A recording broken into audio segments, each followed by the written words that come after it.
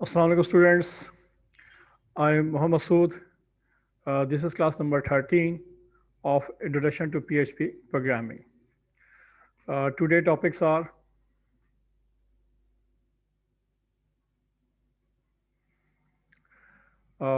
Control structure of program के अंदर number one decision making और कंडीशन को हम डिस्कस कर रहे थे।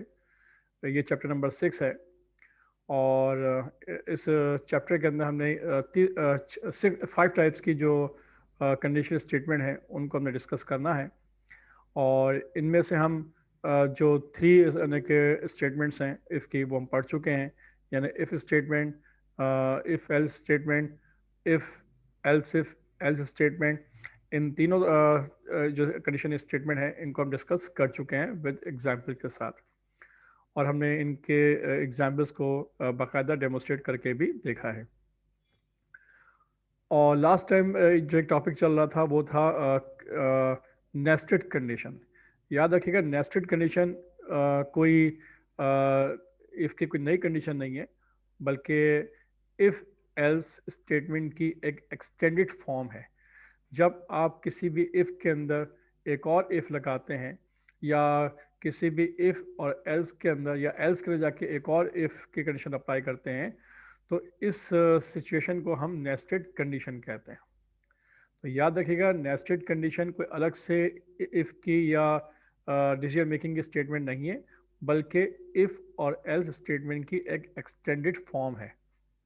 ओके, और इसके अंदर ही हमने लास्ट टाइम एक एग्जांपल आपको करवाई थी, आपको याद होगा। और वो एग्जांपल ये थी कि वो इवन और ऑड नंबर फाइंड आउट करता था और उसमें ये भी बताया करता था कि जो ऑड नंबर है वो जो है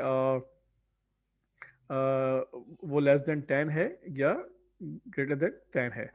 तो इस तरह की लॉजिक थी। उसी प्रोग्राम को थोड़ा देखता हूँ। मैंने आपको शायद आपको एक टास्क भी दिया था कि आपने उसको मज़ीद एक्सटेंड करना है और आपने उस प्रोग्राम के अंदर ये आपने इजाफा करना है कि वो जब और नंबर के अलावा इवन नंबर भी बताए कि ये नंबर इवन है, तो उसके अंदर भी आप क्या करोगे कि इस बात को फाइंड आउट करेंगे कि जो इवन नंबर है वो 10 से अबव है या 10 से लोअर है।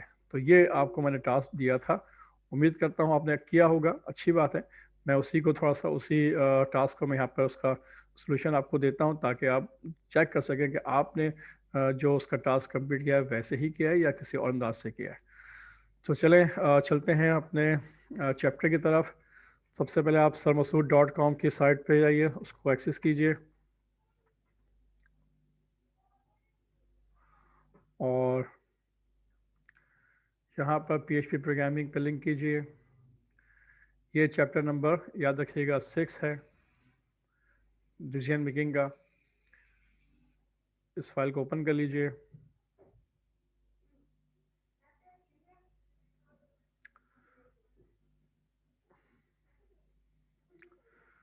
तो इसके अंदर यहाँ पर देख लीजिए आप,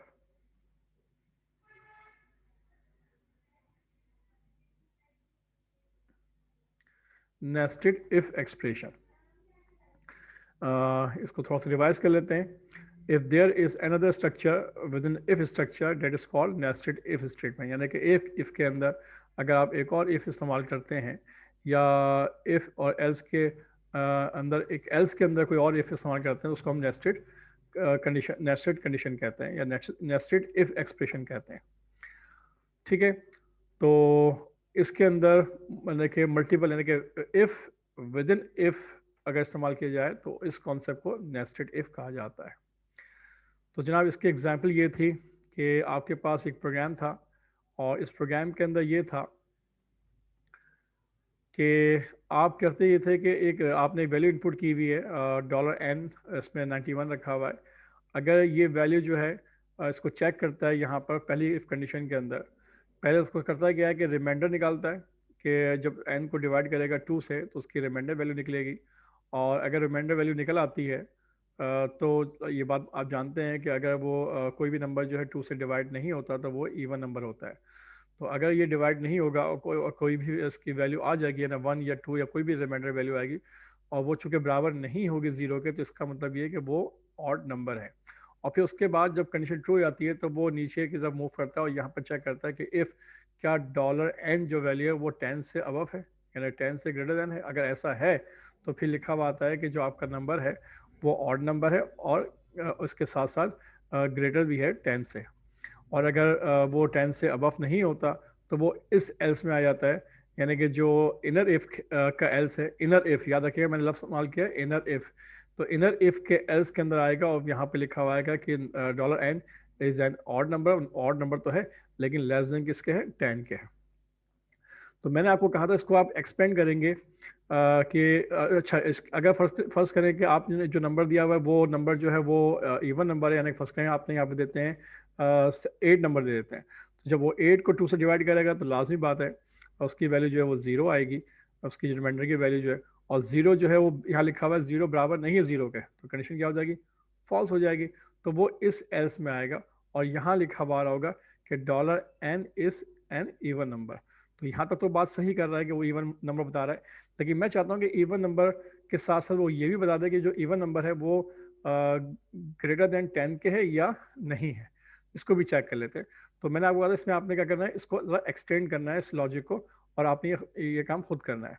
तो चलें इस काम को देखते हैं और कि ये काम कैसे किया जाएगा यूजिंग बाय नेस्टेड इफ़।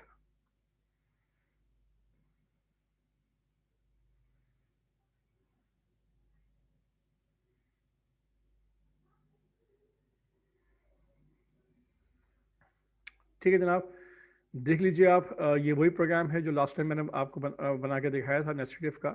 इसमें सिर्फ करें ये कि जो एल्स है इस एल्स के अंदर एक और इफ लगा लीजिए, इफ, और यहाँ पर चेक कर लें कि डॉलर एन जो है वो ग्रेटर है अगर 10 से, तो डिस्प्ले कर दें आप कि डॉलर एन यानी कि नंबर जो है is an even number and greater than 10।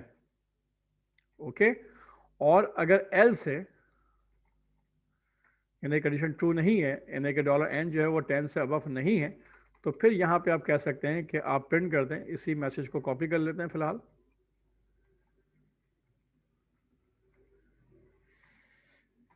और यहाँ पर जो है लिख देते हैं कि and even number and less than 10। Okay जनाब, तो अब हम इस प्रोग्राम को ज़रा चला के देखते हैं। आपको याद होगा ये जो प्रोग्राम मैंने बनाया था इसका जो नाम था वो index.php है। ठीक है जनाब, इसको सेव कर लीजिए और देखें यहाँ पे मैंने इनपुट किया है सुपर ग्लोबल और ऑटो ग्लोबल जो वेरिएबल्स है डॉलर पोस्ट, उसकी मदद से डेटा रिसीव किया है, और एक फॉर्म बनाया था जहाँ पे आप डेटा को जो है वो आप जहाँ से आप इसको डेटा इनपुट करेंगे, कोई भी नंबर इनपुट करेंगे, उसका फॉर्म मैंने अलग से बनाया था। अच्छा यहाँ पे देखें आई थिंक कोई एरर तो नहीं है यहाँ पर, फिलहाल यहाँ पे कोई एरर नहीं है।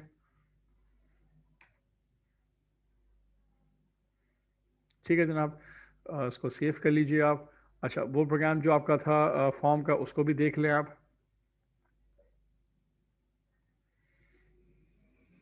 जो फॉर्म था वो ये था, इनपुट करेक्टर के नाम से रखा था। यहाँ पे हमसे इनपुट नंबर फॉर इवन और ऑड नंबर हमसे इनपुट लेगा। ठीक है, और ये फॉर्म डिज़ाइन किया हुआ है। यहाँ पर जो वेरिएबल नेम है टेक्स्ट इनपुट लेते हुए याद रखिएगा वो TXT नंबर है। ओके, इस बात को जहन में रखिएगा।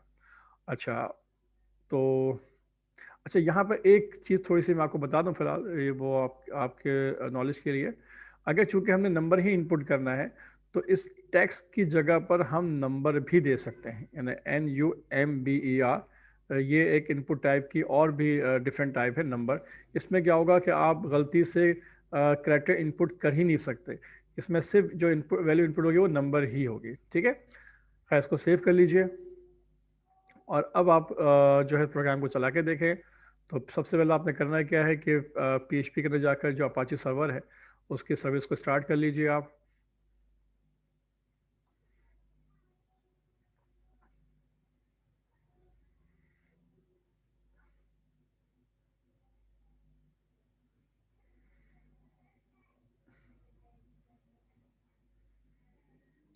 ठीक है जनाब, अब आप ब्राउज़र पे जाइए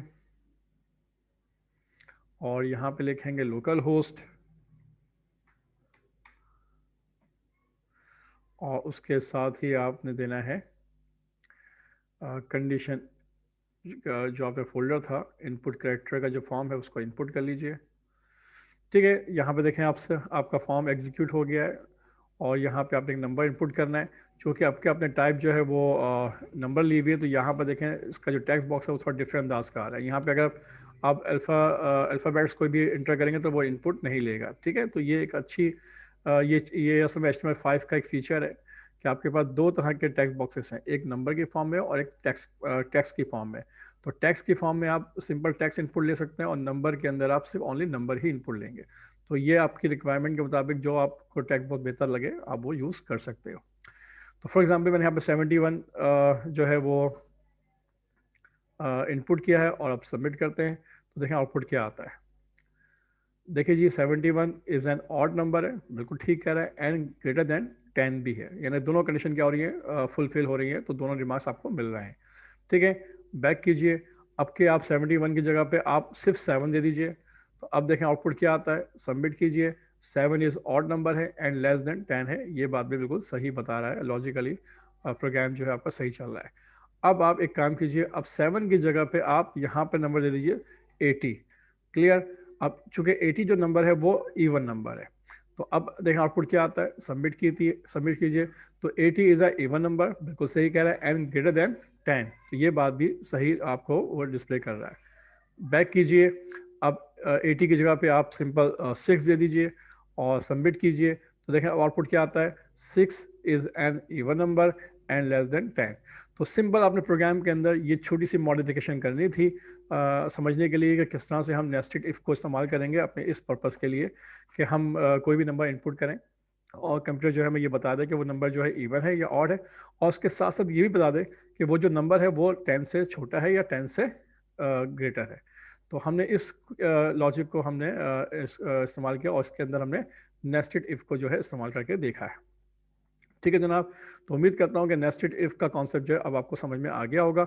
और याद रखिएगा हर दुनिया की जितनी भी कंप्यूटर प्रोग्रामिंग लैंग्वेज है उन सब में नेस्टेड कंडीशन का इसी तरह का कॉन्सेप्ट है और उसको आप इस्तेमाल करके आप किसी भी लैंग्वेज में आप इसको इस तरह से परफॉर्म कर सकते हैं। ये बात क्लियर हो गई। अब हम आगे चलते हैं और अब हम आगे जो नेक्स्ट टॉपिक है वो है हमारा स्विच स्टेटमेंट। नंबर 4 स्टेटमेंट है यानी स्विच स्टेटमेंट। स्विच स्टेटमेंट को हम कब इस्तेमाल करते हैं, कैसे इस्तेमाल करते हैं, इसको देख लीजिए। अच्छा, स्विच स्टेटमेंट जो है ये सी लैंग्वेज में भी है, सी शार्प के अंदर भी है, C++ के अंदर भी है, PHP के अंदर भी है, जावा स्क्रिप्ट के अंदर भी है। तो ये बहुत सी लैंग्वेज में आपको ये स्विच स्टेटमेंट मिलेगी। बस PHP में थोड़ा सा इसमें थोड़ा सा इन्हेंस किया गया है, थोड़ा सा चेंज किया गया है इसके अंदर, क्योंकि इसके अंदर यहाँ पर जो है हम मल्टीपल डेटास के ऊपर एक पूरा केस स्टेटमेंट हम लगा सकते हैं, जबकि दूसरी और स्विच स्टेटमेंट जो है वो बेसिकली वर्क करती है सिंपल इंटीजर या करेक्टर वैल्यूज़ के ऊपर।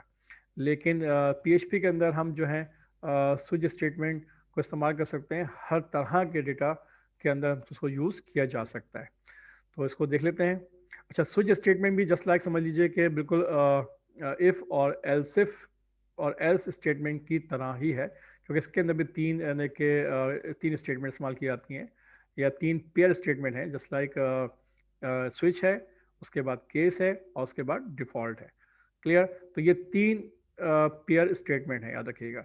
जैसे कि इफ़ के अंदर भी और इफ़ एल्स के अंदर भी तीन पेयर स्टेटमेंट है, जैसे इफ़ है, एल्स इफ है और एल्स है, तो ये तीन पेयर स्टेटमेंट कहलाते हैं। क्लियर। तो ये भी एक पेयर स्टेटमेंट का ये एक पूरा एक यानी कि कंपाउंड स्टेटमेंट कहलाती है और इसको हम इस्तेमाल करते हैं मल्टीपल ऑप्शंस के लिए। तो यहाँ देख लीजिए इसकी डेफिनेशन क्या है। Switch statement is use to solve multiple option type. Another condition PHP statement that is used for controlling program flow is the switch statement. The switch statement control programs flow by executing a specific set of statement depending on the value of an expression is true. याद रखिएगा। A switch statement consists of the following component: the keyword switch, an expression, and opening braces, one or more case statement, a default label, and a closing braces. A case statement consists of a case label, the executable statement, and the keyword break used for exit the switch block. The sentence for the switch statement is follows. अच्छा, पहले समझ लीजिए कि देखिए मैंने आपको बताया कि ये एक तरह से पेयर स्टेटमेंट है, उसमें तीन तरह के कीवर्ड इस्तेमाल होते हैं, एक है स्विच और एक है केस और एक है डिफॉल्ट। इन तीन इन्हें के कीवर्ड को आपने इस्तेमाल करना है। तो होता क्या है कि जब स्विच का आप पूरा एक ब्लॉक बनाते हैं तो उसके अंदर मल्टीपल केसेस चलते हैं, और जो केस आपकी कंडीशन ट्रू होगी उस स्टेटमेंट को वो क्या करेगा, एग्जीक्यूट करेगा, और एग्जीक्यूट करने के बाद वहाँ से आपको बाय फोर्स उस जगह से आपको एग्जिट करना पड़ेगा। तो उसके लिए आपको एक ब्रेक का कीवर्ड भी इस्तेमाल करना पड़ेगा, जो कि आप जो है इसको ये बताएंगे कि अगर ये कंडीशन ट्रू हो जाती है या ये केस सेटिस्फाई हो जाता है तो ये काम करो, उसके बाद उस केस से, उस पूरे स्विच ब्लॉक से बाहर निकल जाओ। क्लियर? तो ये कॉन्सेप्ट है इसका। अगर वो केस ट्रू नहीं होता तो फिर कहाँ जाओ, नेक्स्ट केस के ऊपर आ जाओ, वहाँ जो लेबल दिया हुआ है उसको चेक करो। अगर वो कंडीशन या वो लेबल जो है सेटिस्फाई हो जाता है तो फिर उस स्टेटमेंट को एग्जीक्यूट करो, और फिर एग्जीक्यूट करने के बाद फिर वहाँ पे हम ब्रेक लिखते हैं, ताकि ब्रेक का मतलब है कि इस केस ब्लॉक से या इस एरिया से आप बाहर निकल जाओ। क्लियर? तो ये कॉन्सेप्ट है इसके अंदर। इसका हम सेंटेक्स देख लेते हैं कि इसका सेंटेक्स क्या है, उससे आपको ज़्यादा से ज़्यादा समझ में आ जाएगा। ये देख लीजिए आप कि सेंटेक्स ये कहता है कि आपने स्विच कीवर्ड इस्तेमाल करना है, और उसके बाद आपने कोई भी एक्सप्रेशन देनी है जो आप चाहते हैं। ठीक है? उस एक्सप्रेशन के बाद मुख्तलिफ लेबल होंगे। केस के बाद पहला लेबल होगा, अगर ये लेबल जो है, या लेबल कह लीजिए या कंडीशन कह लीजिए, अगर सेटिस्फाई होती है तो ये स्टेटमेंट क्या होगी, एग्जीक्यूट होगी, और एग्जीक्यूट होने के बाद ब्रेक का कीवर्ड इस्तेमाल करेंगे, जिसका मकसद ये होगा कि इस ब्लॉक से आपको क्या करना है, बाहर निकालना है। और कंट्रोल कहाँ जाएगा, इस पूरे स्विच ब्लॉक से बाहर निकल के यहाँ पे आ जाएगा, और उसके बाद जो भी स्टेटमेंट दी गई होगी उसको वो एग्जीक्यूट करेगा। ठीक है? अगर पहला लेबल या पहली एक्सप्रेशन या पहला जो केस है वो ट्रू नहीं होता है तो फिर वो दूसरे केस के ऊपर आएगा। अगर दूसरा केस ट्रू हो जाता है और वो सेटिस्फाई हो जाता है तो फिर दूसरी स्टेटमेंट एग्जीक्यूट करेगा, और एग्जीक्यूट करने के बाद इस ब्रेक कीवर्ड से कंट्रोल जो है वो बाहर निकल जाएगा, और इस स्विच से बाहर आने के बाद जो भी उसके बाद स्टेटमेंट होंगे उसको वो रीड करेगा। क्लियर? तो इसी तरह से ये तमाम केसेस को चेक करेगा, और अगर इनमें से कोई भी केस अगर सेटिस्फाई नहीं होता, फुलफिल नहीं होता, तो फिर वो डिफ़ॉल्ट कीवर्ड पे आएगा, और यहाँ पर जो स्टेटमेंट लिखी गई है उसको वो फुलफिल करेगा, और उसके बाद यहाँ से बाहर निकल जाएगा। और एक बात याद रखिएगा, डिफ़ॉल्ट जो कीवर्ड है ये ऑप्शनल है, अगर इसको इस्तेमाल नहीं करें, ठीक है, कुछ नहीं होगा। होगा ये कि अगर कोई भी केस फुलफिल होता है तो सिर्फ उन्हीं को उन्हीं को एग्जीक्यूट करेगा, और अगर उनमें से कोई भी केस फुलफिल नहीं होता तो वो कोई भी काम नहीं करेगा। ठीक है? लेकिन डिफ़ॉल्ट से फ़ायदा ये होता है कि अगर कोई भी केस फुलफिल नहीं हो रहा है तो डिफ़ॉल्ट में जाओ और जो स्टेटमेंट है उसको एग्जीक्यूट करो, और उस स्विच ब्लॉक से बाहर निकल जाओ। क्लियर? अच्छा, यहाँ पे देख लीजिए फ्लो चार्ट, उसका कंट्रोल है, डायग्राम के फॉर्म में समझाया गया कि कैसे होगा। कि अगर फर्स्ट लेवल पे आता है, अगर ये लेवल जो ट्रू हो जाता है तो इसके बाद यहाँ पर जो स्टेटमेंट है वो एग्जीक्यूट होगी। जो एम्प्टी ब्लॉक है यहाँ पर सपोज करें यहाँ पर स्टेटमेंट नंबर 1 लिखा हुआ है, और इसके बाद यहाँ से कंट्रोल कहाँ जाएगा, डायरेक्ट बाहर आ जाएगा। नोट कीजिएगा, यानी कि हर लेबल के ऊपर कंडीशन ट्रू होती है तो उस स्टेटमेंट को एग्जीक्यूट करेगा, और एग्जीक्यूट करने के बाद वो नेक्स्ट लेबल को चेक नहीं करेगा, बल्कि वो वहाँ से एग्जिट की मदद से वो कंट्रोल जो है वो कंप्लीटली स्विच ब्लॉक से बाहर निकल जाएगा। क्लियर? तो ये इसका क्या है, एक इसका एक मैकेनिज्म है, या इसका जो प्रोसेस है वो इस तरह से परफॉर्म हो रहा होता है। क्लियर? और एक बात और याद रखिएगा, पीएचपी में हम हर तरह के डेटा टाइप्स को इस्तेमाल कर सकते हैं। उसमें इंटीजर है, उसमें करैक्टर है, उसमें फ्लोटिंग पॉइंट है, उसमें स्ट्रिंग वैल्यू है। हर तरह के डेटा को हम यहाँ पर इस्तेमाल कर सकते हैं। लेकिन दूसरी और लैंग्वेज में जो है स्विच केस का जो हम कॉन्सेप्ट हम इस्तेमाल करते हैं, वहाँ पर जो है सिर्फ इंटीजर और करैक्टर के डेटा टाइप को ही परफॉर्म करता है, बाकी और डेटा को सपोर्ट नहीं करता। इस बात को जहन में रखिएगा आप। ठीक है? तो पीएचपी में ये थोड़ी सी एक फ्लेक्सिबिलिटी है कि हर तरह के डेटा को ये परफॉर्म करने की सलाहियत रखता है। अच्छा, एक और चीज़ ये होगी, दूसरी चीज़ ये कि इसमें जो वर्ड कीवर्ड इस्तेमाल किया गया ब्रेक, वो लाजमी इस्तेमाल करेंगे। अगर ब्रेक का कीवर्ड इस्तेमाल नहीं करते तो फिर होता क्या है कि उसके बाद की अगर जो लेबल या जो केस अगर उसकी कंडीशन सेटिस्फाई हो जाती है तो उस स्टेटमेंट को एग्जीक्यूट करने के बाद वो फिर ब्रेक अगर नहीं लिखा होगा तो फिर उसके बाद के जितने भी केसेस हैं उन सबको वो एग्जीक्यूट कर देगा। इस बात को जहन में रखिएगा आप, ठीक है। तो ब्रेक का कीवर्ड आप लाजमी लगाएं कि आप चाहते हैं कि अगर कोई भी कंडीशन ट्रू हो जाए उस स्टेटमेंट को एग्जीक्यूट करें और वहाँ से वो कंट्रोल बाहर निकल आए। एक बात। दूसरी बात ये कि इस यानी कि स्विच कंडीशन के अंदर जो हम लगाते हैं, डिफरेंट केसेस हम देते हैं, इसमें हम रिलेशनल ऑपरेटर कोई भी इस्तेमाल नहीं कर सकते। यानी कि हम greater than, less than, not equal to, इस तरह के ऑपरेशन इस्तेमाल नहीं होंगे।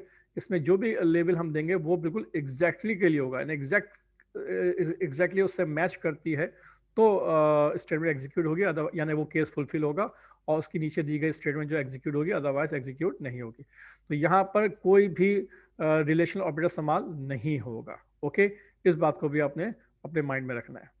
तो जनाब इसके एग्जाम्पल देख लेते हैं फिलहाल।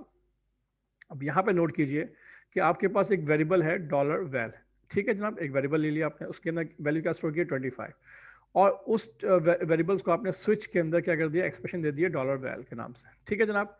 अब इसके अंदर जो वैल्यू पड़ी हुई है वो 25 है। अब नीचे आइए, लेबल चेक कीजिए, क्या केस के अंदर जो पहला केस है इसके अंदर क्या आपके पास वैल्यू जो डॉलर वैल के अंदर जो वैल्यू है वो ए है? जनाब ऐसा नहीं है। जब ऐसा नहीं है तो ये लेवल या ये केस जो है ट्रू नहीं होता, तो कंट्रोल कहाँ जाएगा, इसके नीचे वाले दूसरे केस पे आ जाएगा।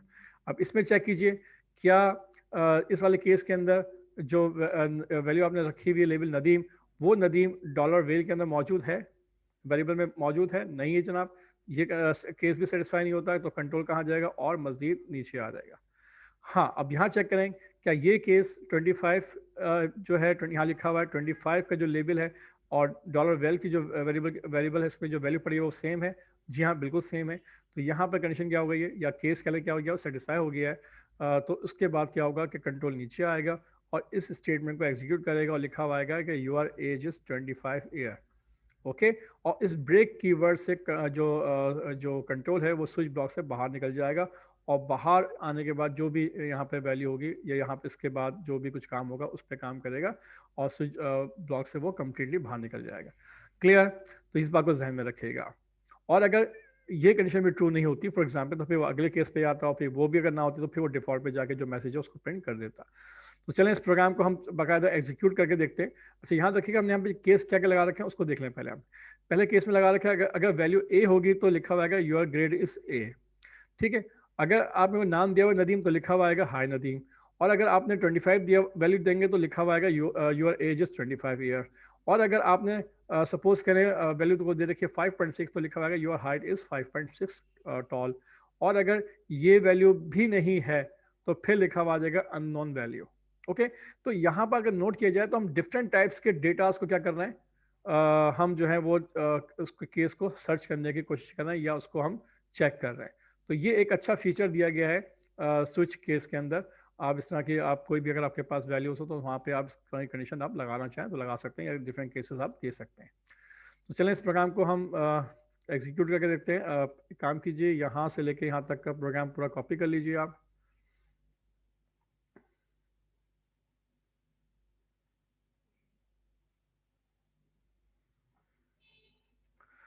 और रीमेरो में जाइए आप, यहाँ एक नई फाइल ओपन कर लीजिए आप, नई PHP फाइल, और यहाँ पर जो है टॉप के ऊपर उस पूरे कोड को कॉपी कर ले।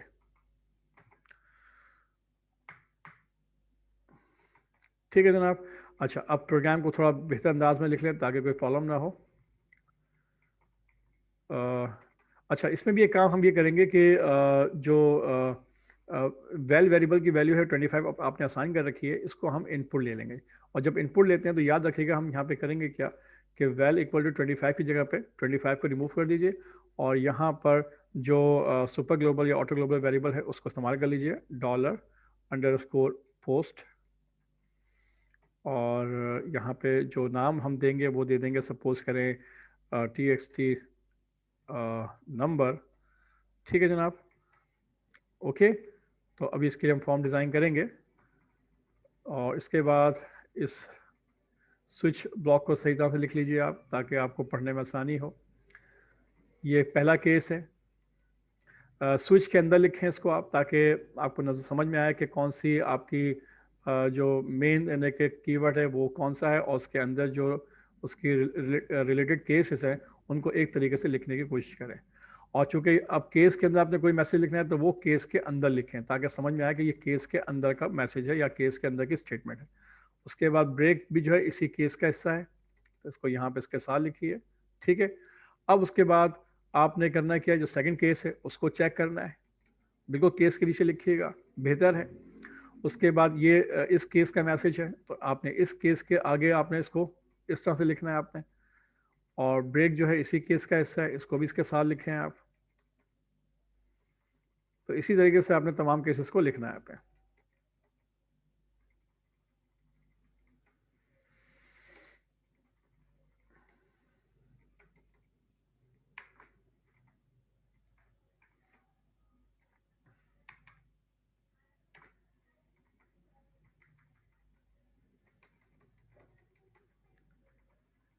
अच्छा, ये याद रखिएगा कि ये आपके पास कुछ एक्स्ट्रा चीज़ें उस वहाँ से कॉपी किया था, तो ये हेडिंग वगैरह आ गई, इसको आप रिमूव कर दें फिलहाल।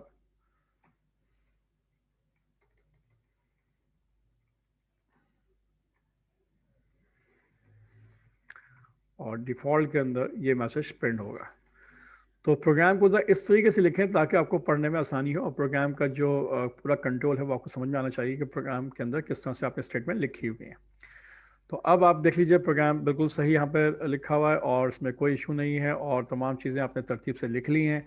अब सिर्फ करना ये है कि इसको सेव कर लीजिए आप। किस नाम से सेव करेंगे आप? सेव कर लीजिए आप।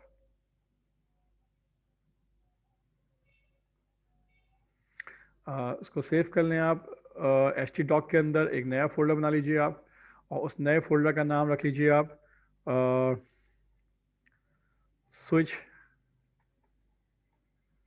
स्विच केस के नाम से रख लीजिए आप। ठीक है, और इस फोल्डर के अंदर आप इस PHP फाइल को जो आप बना इसका ना जो नाम रखेंगे वो रख लीजिए, जस्ट लाइक इसका नाम रख दें डिस्प्ले डिस्प्ले केस। ठीक है, याद रखिएगा डिस्प्ले केस के नाम से हमने इसका नाम रखा हुआ है। और इसका जो एक्सटेंशन होगा वो PHP होगा। इसको सेव कर लीजिए आप। ठीक है जनाब। अच्छा, अभी इस प्रोग्राम को एग्जीक्यूट यहाँ से नहीं करते, हम एक फॉर्म बना लेते हैं, और वो फॉर्म उस फॉर्म के ज़रिए हम डेटा इनपुट करेंगे, और वहाँ पर ये फाइल क्या होगी, कॉल होगी, एग्जीक्यूट होगी, और वहाँ से ये इन केसेस को चेक करेगा और आपको स्क्रीन के ऊपर आउटपुट दिखाएगा। तो एक फ़ाइल पे जाइए और एक न्यू फाइल ओपन कर लीजिए, और ये फाइल जो है वो HTML की फ़ाइल होगी। ठीक है, चूँकि आप फॉर्म डिज़ाइन कर रहे हैं तो वो HTML की फाइल है। यहाँ पर आप टाइटल में लिख दीजिए आप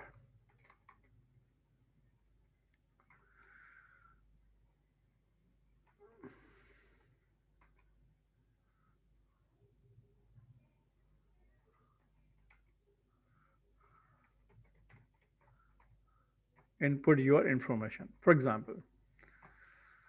ठीक है, और उसके बाद बॉडी के अंदर आपने एक फॉर्म बनाना है, तो सबसे पहले फॉर्म का टैग ओपन करें, और मेथड जो यूज़ करेंगे आप वो आपने पोस्ट यूज़ किया है आपने। ठीक है जनाब।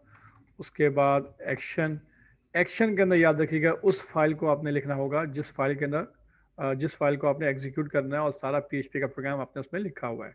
ठीक है ना, बैक हैंड पे जो आपने कोडिंग आपने सर्वर साइड प्रोग्रामिंग की हुई है उस फाइल का नाम लिखेंगे, और हमने उसका नाम लिखा था, आपको याद होगा, डिस्प्ले केस .php। ठीक है जनाब। और इसके बाद यहाँ पर आपने इनपुट लेना है, तो मैसेज लिख दीजिए आप एंटर योर इंफॉर्मेशन। ठीक है, अब वो इंफॉर्मेशन क्या है, फ़िलहाल हम उसको सिर्फ चेक करना चाह रहे हैं। और जनाब इसके बाद हम इनपुट टाइप, अब चूंकि यहाँ पर डिफरेंट टाइप का डेटा हम इनपुट करेंगे, कभी नंबर देंगे, कभी हम इंटीजर वैल्यू देंगे, कभी हम डेसिमल के अंदर यानी फ्लोटिंग पॉइंट वैल्यू देंगे, और कभी हम जो है स्ट्रिंग वैल्यू स्टोर करेंगे, टेक्स्ट देंगे। तो हम करते क्या है कि इसको हम टेक्स्ट रख लेते हैं। ठीक है, टेक्स्ट एक इस तरह की टाइप ऑफ डेटा है जिसके अंदर हम हर तरह का डेटा इनपुट कर सकते हैं। ठीक है, जबकि नंबर के अंदर सिर्फ ओनली नंबर ही इनपुट हो सकता है। उसके बाद इसका नाम दे दीजिए, और नाम मैंने क्या दे रहा हूँ उसका, TXT नंबर। ठीक है जनाब, ओके। बल्कि TXT नंबर ना दें, बल्कि इसको दे दें TXT टेक्स्ट दे दें आप, ताकि आपको याद रहे कि ये टेक्स्ट है, या TXT इंफॉर्मेशन दे दीजिए फ़िलहाल। ठीक है जनाब, TXT इंफॉर्मेशन। और इसके बाद प्लेस होल्डर दे दीजिए, ताकि मैसेज टेक्स्ट बॉक्स में भी लिखा हुआ आ जाए।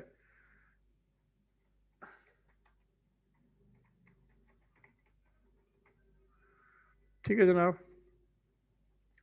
और उसके बाद यहाँ पर आप एक बटन दे दीजिए। आप बटन की टाइप क्या है, सबमिट है, और इसका नाम देना चाहें दे सकते हैं। अगर इस पर कोई काम नहीं करना तो उसको छोड़ दीजिए फ़िलहाल। वैसे बेहतर है हमेशा हर टैग का नाम दिया करें, जो ख़ास तौर पे अगर आगे चल के उनको इस्तेमाल करना है तो बेहतर है नाम दिया करें। मिसाल के तौर पर मैं यहाँ पे नाम देना चाहता हूँ, फिलहाल अभी इसका इस्तेमाल नहीं है, लेकिन ना एक आपको कॉन्सेप्ट दे रहा हूँ कि जब भी कोई भी आप बटन दें या कोई भी टेक्स्ट इनपुट कोई भी फॉर्म डिज़ाइन करें, तो उसमें जितने भी एलिमेंट्स हों उनके नाम रखा करें आप। तो आपने नेम दे दिया इसका BTN SUBMIT। ठीक है, याद रहे आपको कि ये जो बटन है ये सबमिट का बटन है। उसके बाद यहाँ पर लिख दीजिए आप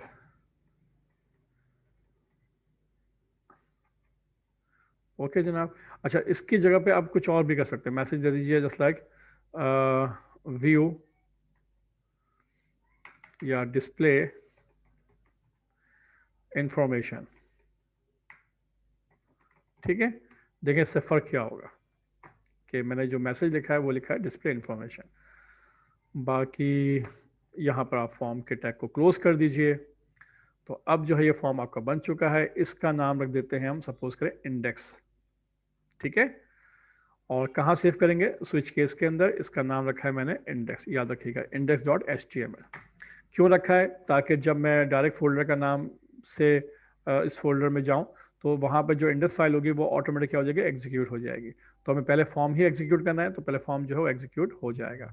ठीक है, और फिर उस फॉर्म के थ्रू क्या होगा, डिस्प्ले केस डॉट PHP की फाइल क्या होगी, एक्सेस होगी, रन होगी, और उसमें जो भी आपने डेटा यहाँ से इनपुट करोगे वो वहाँ से रिसीव करेगा। रिसीव करने के बाद जो भी उस स्विच ब्लॉक में जो भी आपने केसेस लगा रखे होंगे उनको चेक करेगा, उनमें से जो भी केस फुलफिल होगा उसके मुताबिक आपकी स्टेटमेंट जो एग्जीक्यूट हो जाएगी।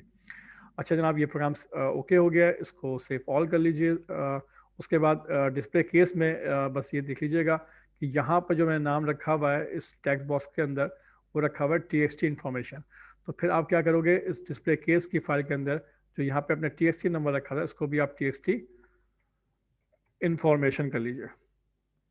ठीक है, ये याद रखिएगा। ये जो वेरिएबल्स नेम होते हैं बहुत ही सेंसिटिव होते हैं, इनका आपने ख्याल रखना है कि ये वेरिएबल में अगर डिस्टर्बेंस आएगी तो याद रखें प्रोग्राम जो है सही नहीं चलेगा, क्योंकि ये तमाम के तमाम जो वैल्यू है वो बेस कर रही है वेल वेरिएबल के ऊपर, और वेल वेरिएबल जो है वो बेस कर रहा है TXT इन्फॉर्मेशन के ऊपर, और TXT इन्फॉर्मेशन बेस कर रही है यहाँ पर जो आपने वेरिएबल दिया हुआ है वो है इंडेक्स के अंदर इस नेम वेरिएबल के ऊपर। ठीक है, तो ये इस बात का बहुत आपने ख्याल रखना है आपने। तो जनाब इसको भी सेव कर लीजिए आप, और अब हम प्रोग्राम को चला के देखते हैं। ब्राउज़र पे जाइए, यहाँ लिखें लोकल होस्ट, और उसके बाद है स्विच केस, और इसका फोल्डर एग्जीक्यूट कैसे करेंगे आप, तो देखें आप इंडेक्स फाइल आपकी परफॉर्म हो गई है, और यहाँ आपसे एंटर योर इन्फॉर्मेशन पूछ रहा है। अब मैं इन्फॉर्मेशन क्या दे रहा हूँ फिलहाल समझ लीजिए। अगर मैं यहाँ पे वैल्यू देता हूँ 25, क्लियर, तो अब देखें इसका आउटपुट क्या आएगा। डिस्प्ले इन्फॉर्मेशन क्लिक कीजिए, योर एज इज़ 25, यानी उसने 25 को क्या कंसिडर किया है, आप मेरी एज से कंसिडर किया है, क्योंकि उसने वहाँ पे जो वैल्यू आपने वो केसेस वहाँ लिखे हुए थे, वहाँ लिखा हुआ था कि अगर 25 वैल्यू जो है वो फुलफिल हो जाती है तो मैसेज ये डिस्प्ले करना है। बैक कीजिए। अब यहाँ पर अगर मैं सपोज कर देता हूँ 5 पॉइंट, जो मैंने शायद हाइट दे रखी थी 5.4, डिस्प्ले करके देखते हैं क्या आउटपुट आता है। अननोन वैल्यू, यानी 5.4 आप कुछ देते हैं तो ये कोई भी आपको रिजल्ट शो नहीं कर रहा है। ठीक है, अच्छा यहाँ पर आप देते हैं नदीम, डिस्प्ले कीजिए, तो लिखा हुआ क्या आ रहा है, देखें हाय नदीम, आपको कह रहा है कि उन्हें वेलकम कह रहा है, आपको अटेंशन दे रहा है। ठीक है, उसके अलावा केसेस क्या थे देख लें, और केसेस में कौन कौन से आपने दिए हुए थे। याद रखिएगा डिस्प्ले केस के अंदर आपने 5.6 वैल्यू दे रखी है और एक ए भी आपने दे रखा हुआ है, ठीक है। तो फिर उसके मुताबिक आप एक काम कीजिए कि यहाँ पर अगर आप देते हो सिंपल ए और डिस्प्ले इन्फॉर्मेशन देते हो तो देखें कि लिखा हुआ है your grade is a, okay. और यहाँ पर अगर आप 5.6 देते हो तो वो डिस्प्ले कर रहा है your height is 5.6 tall, okay जनाब। तो ये सिंपल एक प्रोग्राम था जिसकी मदद से आपने यह जो है डिफरेंट केसेस को आपने चेक किया। जो भी केस सेटिस्फाई होगा उसके मुताबिक आपको जो रिस्पांस मिलेगा स्क्रीन पर मैसेज डिस्प्ले करके दिखाएगा। क्लियर। तो ये आपके पास स्विच और केस और डिफ़ॉल्ट जो स्टेटमेंट थी कंडीशन की उनको आपने परफॉर्म करके यहाँ पे देख लिया है, ओके जनाब। इसमें कोई इशू? तो मैं अब समझता हूँ कि आपको ये स्विच केस का कॉन्सेप्ट भी समझ में आ गया। और एक बात याद रखिएगा, यहाँ ब्रेक का कीवर्ड लगाना बहुत ज़रूरी है। तो आते हैं अपने इसी मेन टॉपिक की तरफ और आगे देखते हैं कि आगे इसी स्विच केस के अंदर क्या क्या और फीचर्स हैं। अच्छा, पॉइंट्स टू रिमेंबर, कुछ बातें याद रखनी है आपने, ठीक है। यहाँ पर देखें स्विच केस के मुतालिक कुछ चीज़ें आपको बताई जा रही हैं जो आपने याद रखनी है हमेशा। It is not necessary to use break after each block.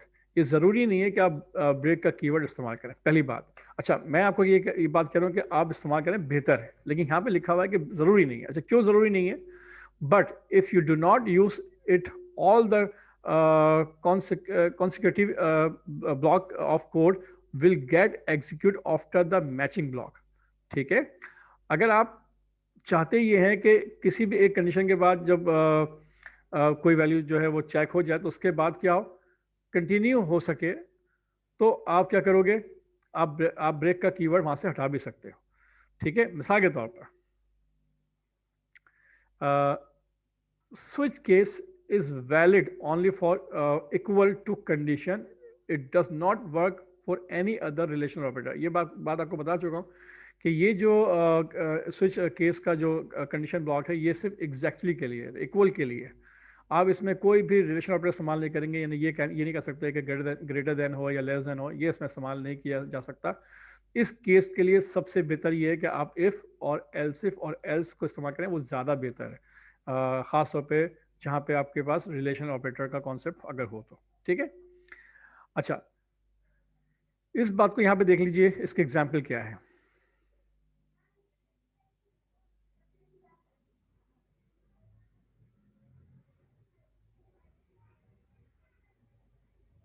यहाँ ये बात देख लीजिए आप, एग्जाम्पल दी गई यहाँ पर, और कंपाइलर जो है विल चेक आइदर, सबको चेक करेगा। अगर आई की वैल्यू क्या है, 1 रखी हुई है, सपोज करें आई की वैल्यू क्या है, 1 है, और यहाँ पे आपने केस क्या दिया हुआ है कि अगर केस के अंदर यहाँ 1 है तो क्या प्रिंट कर दो, इको ए, ठीक है, ए प्रिंट कर देगा। चूंकि यहाँ ब्रेक आपने नहीं लिखा हुआ, नो ब्रेक, तो क्या होगा, जब ये कंडीशन ट्रू हो गई है यानी ये केस सेटिस्फाई हो गया है तो कंट्रोल ऑटोमेटिकली सेकंड केस पे आएगा और लिखा हुआ आ जाएगा इको के बाद इको बी प्रिंट कर देगा। और इसके बाद भी कोई ब्रेक नहीं है तो कंट्रोल कहाँ आ जाएगा, उसके नीचे आ जाएगा। और यहाँ पर भी यानी कि हालांकि केस ट्रू नहीं हो रहा है लेकिन वो इसको भी प्रिंट कर देगा, यानी कि सी डिस्प्ले कर देगा। यानी पहली कंडीशन या पहला केस अगर ट्रू होता है या उससे मैच कर जाता है तो उसके बाद के जितने केसेस हैं उन सबको क्या कर देगा वो, उन सब के नीचे जो स्टेटमेंट है उन सबको वो एग्जीक्यूट कर देगा और आउटपुट में आ रहा होगा ए बी सी। हालांकि आई की वैल्यू क्या, 1 है, ओके। बी नहीं आना चाहिए था, 3 नहीं आना चाहिए था, लेकिन ब्रेक ना होने की वजह से क्या हो गया कि उसने उसके बाद उन तमाम केसेस को क्या समझ लिया कि वो केस जो है फुलफिल हो रहा है और उसने उसको एग्जीक्यूट करना शुरू कर दिया। तो ये इसका एक छोटा सा ड्रॉप बैक भी कह लीजिए, या इसको आप अपने बेनिफिट में भी इस्तेमाल कर सकते हैं कि किसी भी केस के बाद अगर कोई भी कंडीशन ट्रू हो जाती है तो उसके बाद के जितने भी केसेस उन सब के अंदर मौजूद स्टेटमेंट उनको एग्जीक्यूट अगर करना चाहते हैं तो उस सिनेरियो के अंदर भी इस तरह की स्विच को आप इस्तेमाल कर सकते हैं। क्लियर। मिसाल के तौर पर इसकी एग्जाम्पल समझ लीजिए यहाँ पर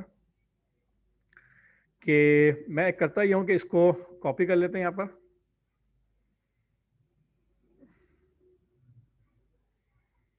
बल्कि एक काम करते हैं, इसी प्रोग्राम को जो मैंने अभी बनाया है, इसी प्रोग्राम को देखते हैं और यहाँ से हम ब्रेक का कीवर्ड हटा लेते हैं। तो आपको ज़रा समझ में आ जाएगा कि क्या हो रहा है। ठीक है, ब्रेक का मैंने कीवर्ड यहाँ से मैंने हटा दिया है। अच्छा, इस बात को समझ लीजिए कि पहला जो केस है वो इस बात को सेटिस्फाई कर रहा है कि अगर उस वैल्यू में अगर मैं ए इनपुट करूंगा तो लिखा हुआ आएगा योर ग्रेड इज ए। ठीक है, अगर मैं वेल के अंदर नदीम देता हूं तो लिखा हुआ आता है हाय नदीम। ओके, और अगर मैं जो वेल के अंदर वैल्यू इनपुट करता हूँ 25 तो लिखा हुआ आएगा योर एज इज 25 ईयर। और अगर मैं इनपुट करता हूँ 5.6 तो लिखा हुआ आएगा योर हाइट इज 5.6 टॉल। ठीक है, ये बात को ध्यान में रखिएगा। अब यहाँ पे चूंकि ब्रेक तो है नहीं, तो इस फाइल को सेव कीजिए और प्रोग्राम को दोबारा से एग्जीक्यूट कीजिएगा। अच्छा, ये तमाम केसेस को अपने माइंड में रखिएगा। और अब प्रोग्राम को एग्जीक्यूट करते हैं हम, लोकल होस्ट और स्विच केस। ठीक है, मैं यहाँ पे इनपुट दे रहा हूँ फॉर एग्जाम्पल सिंपल ए। अच्छा, याद रखिएगा जब मैं ए दूंगा पहला केस ट्रू होगा। जब पहला केस ट्रू होगा तो उसके बाद ब्रेक लगा हुआ नहीं है, ब्रेक कीवर्ड वहाँ पे आपने वहाँ से हटा, वहाँ पे हमने कमांड जो है वो हटा दी है। तो इसके बाद के जितने केसेस की में जो इन्फॉर्मेशन लिखी गई है वो तमाम की तमाम डिस्प्ले हो जाएगी। आप नोट कीजिएगा। ठीक है, डिस्प्ले इन्फॉर्मेशन कीजिए, देखें क्या होता है। Your grade is a, high Nadeem, your age is 25 year और योर हाइट इज 5.6 टॉल। उसने सब तमाम के तमाम मैसेज प्रिंट कर दिए, इवन ये कि उसने जो डिफॉल्ट का जो मैसेज था वो भी डिस्प्ले कर दिया, नॉन वैल्यू। क्लियर?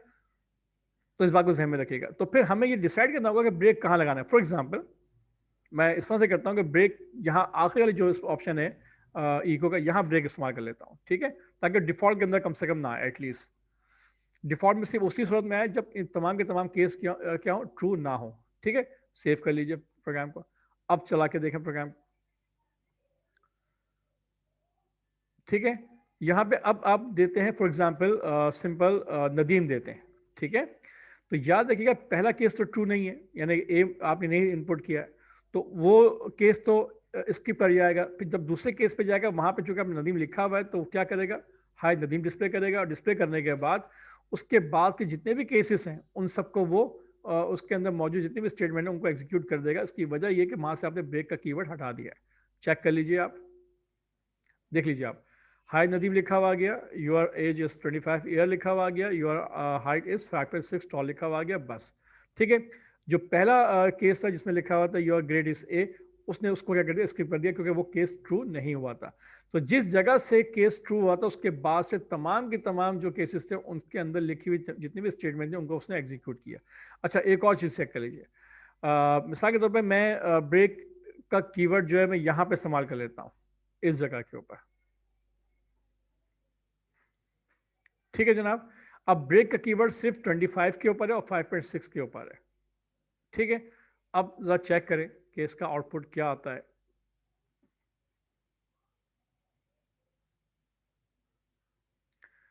यहां पर आप इनपुट देते हैं, सपोज करें ए, डिस्प्ले कीजिए, लिखा हुआ आ रहा है your grade is a, high Nadeem और योर एज इज 25। आपकी उसने हाई डिस्प्ले नहीं की, वो 25 के बाद से ही चूंकि ब्रेक का कीवर्ड मिल गया था तो वो वहीं से उसने स्किप कर दिया और डायरेक्टली पूरे कंप्लीट जो स्विच ब्लॉक है उससे बाहर निकल गया। क्लियर? तो ये चीज़ आपको समझ में अब आ रही होगी कि किस तरह से ये काम हो रहा है। ओके जनाब, तो जनाब ये कॉन्सेप्ट था आपका कि स्विच और केस किस तरह से इस्तेमाल करेंगे। और याद रखिए ब्रेक का कीवर्ड जो है वो आपकी सिचुएशन के मुताबिक है। आप चाहें तो ब्रेक इसका कीवर्ड इस्तेमाल करें। मकसद क्या है कि आप जिस केस के ऊपर कोई भी जब केस सेटिस्फाई होता है तो उसके बाद जो भी आप कमांड एग्जीक्यूट करना चाहते हैं स्टेटमेंट, उसको करने के बाद आप चाहते हैं कि वहाँ से बाहर निकल जाए। अगर चाहते हैं तो बाय फोर्स अगर बाहर निकलना है तो ब्रेक का कीवर्ड लगा दीजिए। और नहीं चाहते, आप चाहते हैं नहीं जी उसके बाद जितने और केसेस हैं उन सब के अंदर जितने भी स्टेटमेंट है वो एग्जीक्यूट हो जाए, तो फिर आप बेहतर है कि वहाँ ब्रेक का कीवर्ड इस्तेमाल ना करें। तो ये बात ध्यान में रखिएगा कि ब्रेक का कीवर्ड जो है वो आपकी रिक्वायरमेंट के मुताबिक है कि वो इस्तेमाल करना चाहें तो करें, नहीं करना चाहते तो छोड़ दें। लेकिन आपको ये पता होना चाहिए कि ब्रेक कीवर्ड हम जो लगा रहे हैं इसका क्या फ़ायदा होगा, इसके कोई सीक्वेंस क्या होंगे, और अगर नहीं लगाएंगे तो उससे क्या आपको क्या कंप्यूटर का जो फ्लो ऑफ कंट्रोल है वो किस तरह से वर्क करेगा या कैसे काम करेगा। क्लियर जनाब? तो जनाब ये था आपके पास आप आज का जो टॉपिक था, स्विच और केस एंड डिफ़ॉल्ट कीवर्ड को हमने देखा। और उसके अंदर ब्रेक कीवर्ड को भी हमने यूज़ करके देखा कि ब्रेक का कीवर्ड क्या काम कर रहा होता है। ठीक है जनाब। तो जनाब इसके बाद ये दो पॉइंट याद रखिएगा स्विच केस के वाले से, याद रखिएगा कि it is not necessary to use break after each block of case, but if you do not use it, अगर आप इस्तेमाल नहीं करते तो all the consecutive block of code will get execute after the matching block. जहाँ से वो match करेगा वहाँ से वो क्या करेगा, तमाम जो ब्लॉक होंगे उन केस के उनको वो कंटिन्यू करेगा, याद रखिएगा। ठीक है जनाब।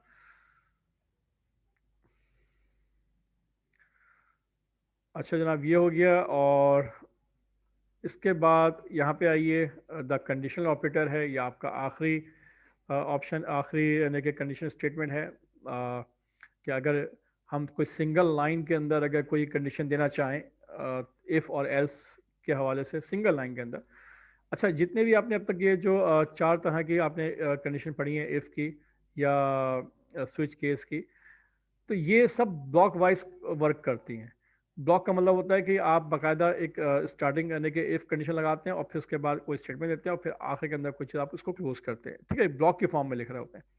लेकिन अगर आपने सिंपल एक ही लाइन के अंदर आपने कोई ट्रू एंड फॉल्स या एक ही लाइन के अंदर स्टेटमेंट लिखनी है सिंपल इफ़ और एल्स की तरह से सिंगल लाइन के अंदर, तो उसके लिए फिर हम कंडीशनल ऑपरेटर को इस्तेमाल करते हैं।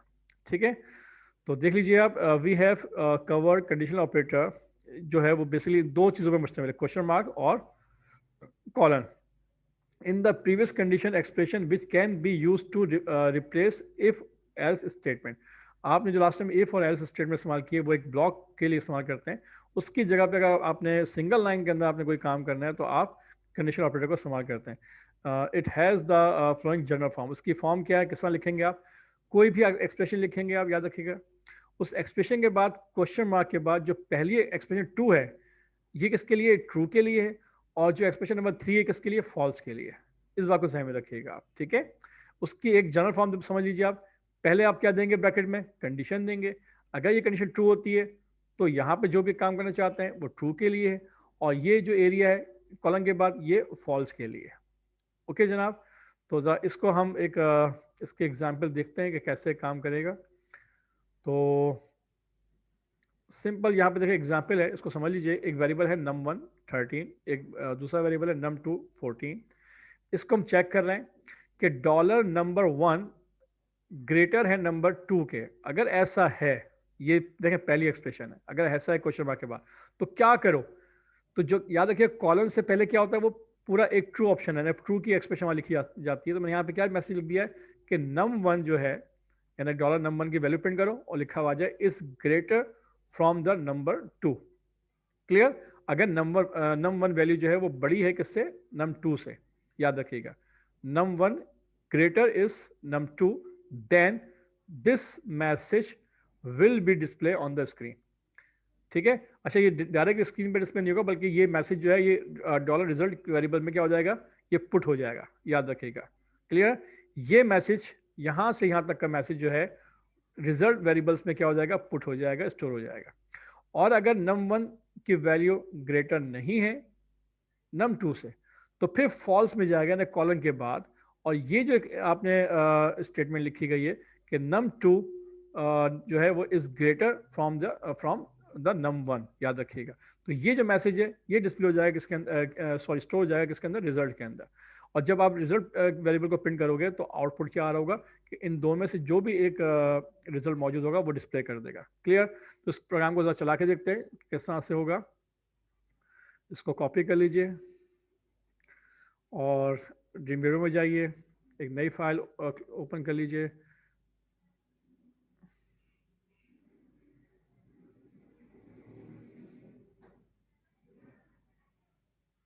PHP फाइल, और यहाँ पर टॉप के ऊपर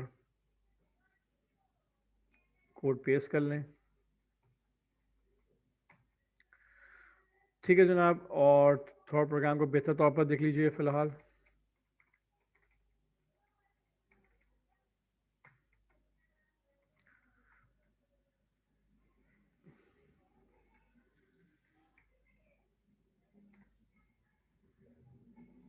ठीक है जनाब।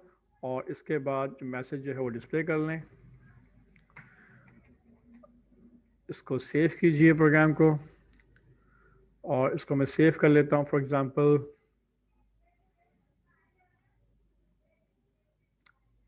htdoc में एक नया फोल्डर बनाते हैं और इसका नाम रख देते हैं हम कंडीशनल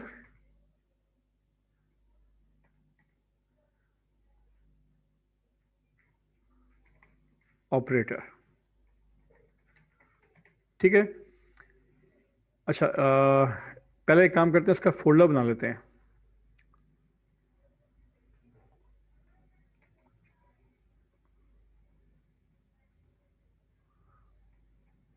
कंडीशनल ऑपरेटर का फोल्डर हो गया, और इसके अंदर हम एक फाइल का नाम रख देते हैं इंडेक्स, और इसको सेव कर लीजिए। फाइल सेव हो गई है। अब इसको एग्जीक्यूट करके देखें। लोकल होस्ट, और यहाँ लिखा आपने कंडीशनल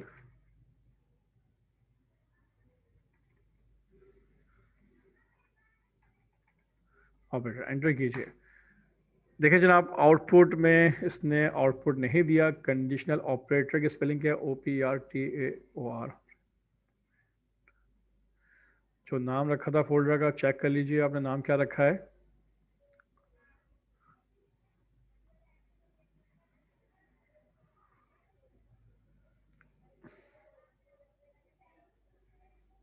कंडीशनल ऑपरेटर। ठीक है, तो यहाँ नाम देख लीजिए आप, ऑपरेटर, एंटर कीजिए। तो देखें आउटपुट क्या आ रहा है कि num2 जो कि 14 है इस ग्रेटर देन फ्रॉम num1 या 13 से। 14 जो है वो बड़ा है किससे? 13 से। अब एक काम कीजिए, इसको थोड़ा चेंज कर लीजिए। यहाँ पर आप कर लीजिए फॉर एग्जांपल 90। ठीक है, अब num1 की वैल्यू क्या हो गई है? वो जो num1 है उसकी वैल्यू बड़ी है num2 से, यानी 14 से। तो अब प्रोग्राम को दोबारा चला के देखें कि अब इसका आउटपुट क्या आता है। रिफ्रेश कीजिए, तो लिखा हुआ है कि num1 90 is greater from num2 यानी 14 से। ओके, तो ये आपका जो है कंडीशनल ऑपरेटर है। और एक बात याद रखिएगा, ये जो कंडीशनल ऑपरेटर है ये एक तरह से टर्नरी ऑपरेटर कहलाता है, क्योंकि इसमें तीन जो हैं वो जो है एक्सप्रेशन होती हैं या तीन ऑपरेंड होते हैं। क्लियर? जिसकी बुनियाद पर इसको हम टर्नरी ऑपरेटर भी कहते हैं। तो चूंकि कंडीशनल ऑपरेटर की फॉर्म में आता है ना, ऑपरेटर की तरह से वर्क कर रहा होता है, तो इसको हम टर्नरी ऑपरेटर भी कहते हैं। तो यहाँ पर लिखा भी होगा, point to remember it is also called ternary operator as it work on the three operand. इसमें तीन ऑपरेंड होते हैं, इस वजह से इसको टर्नरी ऑपरेटर कहा जाता है, और ये एक कंडीशनल ऑपरेटर की फॉर्म में होता है। ठीक है जनाब, इसकी वजह से भी आप सिंगल लाइन के अंदर, एक ही लाइन के अंदर आप कंडीशन लगा सकते हैं ट्रू और फॉल्स के लिए। और याद रखिएगा, इसी टर्नरी ऑपरेटर को आप मज़ीद एक्सटेंड भी कर सकते हैं। और मैं उम्मीद करता हूँ कि अगर आप कोशिश करें, कोशिश ये करें कि इसके अंदर आप ये कोशिश करें कि इस प्रोग्राम को जो मैंने आपको बना के दिखाया एग्जाम्पल के तौर पर, इसमें सिर्फ दो ही ऑप्शन है कि या तो पहली अगर वैल्यू जो num1 है अगर वो ग्रेटर है num2 से, तो लिखा हुआ है कि num1 ग्रेटर num2 से। और अगर num2 देखिए फर्स्ट का num1 ग्रेटर नहीं है तो वो num2 को क्या कह देगा कि वो ग्रेटर है। लेकिन अगर याद रखिएगा दोनों वैल्यू बराबर हो जाए तो फिर क्या होगा? तो फिर क्या आउटपुट आएगा? तो उस वक्त जो आउटपुट आएगा याद रखिएगा वो गलत आएगा, आउटपुट सही नहीं आएगा। तो क्योंकि आपने यहाँ पे जो कंडीशन लगा रखी है वो सिर्फ ये सोच के लगा रखी है कि अगर num1 की वैल्यू ग्रेटर नहीं है num2 के तो num2 क्या होगा? वो ग्रेटर होगा। ठीक है, ये सोचा हुआ है। लेकिन अगर और आपने ये बात तो सोची नहीं है कि अगर दोनों वैल्यू बराबर हो जाए तो फिर क्या होगा। तो आपने करना क्या है कि इस बात को अपने माइंड में रखते हुए इस प्रॉब्लम को सॉल्व करना है कि अगर दोनों वैल्यू बराबर हो जाए तो लिखा हुआ आ जाए कि num1 या ये मैसेज लिखा हुआ आ जाएगा बोथ आर इक्वल, दोनों वैल्यू क्या है? बराबर है। वो भी साथ में मैसेज लिखा हुआ आ जाए। यानी ये भी लिखा हुआ है अगर num1 की वैल्यू ग्रेटर है तो लिखा हुआ आ जाएगा num1 की वैल्यू ग्रेटर है num2 से, और अगर num2 की वैल्यू ग्रेटर है num1 से तो लिखा हुआ आ जाए num2 की वैल्यू ग्रेटर है num1 से। और अगर दोनों वैल्यू क्या है? बराबर है, तो लिखा हुआ आ जाएगा बोथ आर इक्वल। ठीक है, तो तीन मैसेज आपने जो है वो डिस्प्ले करने हैं। यहाँ पे आपने थोड़ा दो मैसेज डिस्प्ले करके आपने दिखाए। इसी याद रखिएगा जो कंडीशनल ऑपरेटर इसको मज़ीद एक्सटेंड किया जा सकता है। ठीक है, वो कैसे करना है वो मैं आप पे छोड़ता हूँ, आप ट्राई कीजिएगा। अगर हो आप कर लें तो बहुत एक अच्छी बात होगी, मैं समझूंगा कि आपकी प्रोग्रामिंग जो टेक्निक है वो डेवलप होती जा रही है। ठीक है जनाब, तो आज जो है हमने डिसीजन मेकिंग चैप्टर नंबर 6 को है कंप्लीट कर लिया है। और अब जो है इसके बाद की जो एक्सरसाइज है वो आपने करनी है। यहाँ पर थ्योरेटिकल क्वेश्चन जो है 1 से लेकर 5 तक हैं, इनको आपने सॉल्व करना है। उसके बाद जो प्रैक्टिकल क्वेश्चन हैं वो भी आप करोगे। प्रैक्टिकल क्वेश्चन से मतलब ये होता है कि आपका जो आपने प्रोग्राम बनाना होता है, यानी प्रैक्टिकल क्वेश्चंस यूँ समझ लीजिए कि आप प्रोग्राम बनाओगे, उसको चला के देखोगे और उसका जो कोड है वो आप सिंपल क्या कर दोगे, आप टाइप कर दोगे, या वो उसका जो कोड होगा उसका आपने क्या करना है, यहाँ पर आप MS वर्ड के ऊपर उसको आपने कॉपी पेस्ट करना है। ठीक है जनाब, तो इसको जहन में रखिएगा आप। तो ये प्रैक्टिकल क्वेश्चंस आपने करने हैं, ये या तकरीबन ये भी 6 हैं, बल्कि 7 हैं। और उसके बाद MCQs हैं, इनको भी करके रखें आप। ठीक है, तो ये अपनी फाइल के अंदर जो चैप्टर नंबर 6 की एक्सरसाइज है ये भी आपने करनी है, इसको भी करके रखें। जब फिजिकल क्लास होगी तो इंशाल्लाह मैं तमाम की तमाम एक्सरसाइज चेक करूँगा। ठीक है जनाब, तो इंशाल्लाह अब हम नेक्स्ट क्लास के अंदर चैप्टर नंबर 7 को स्टार्ट करेंगे और उसमें हम जो नया टॉपिक है उसको डिस्कस करेंगे। और तब तक के लिए अल्लाह हाफिज़।